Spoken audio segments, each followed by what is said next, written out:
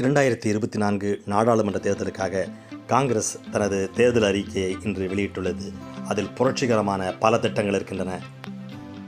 NEET உள்ளிட்ட நுழைவுத் தேர்வுகள் வேண்டுமா என்பதை மாநில அரசை முடிவு செய்து கொள்ளலாம்.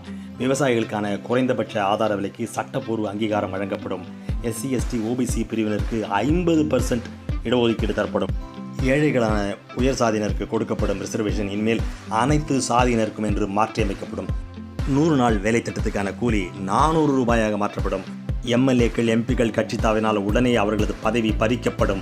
ஒரே நாடு ஒரே தேர்தல் என்கிற கதையே கிடையாது. மற்றும் பாஜகவின் பல சட்டங்கள் மறு ஆய்வு செய்யப்படும். மீனவர்களுக்கான கூட்டுறவு வங்கிகள் அமைக்கப்படும். மீன்பிடி துறைமுகங்கள் மேம்படுத்தப்படும்.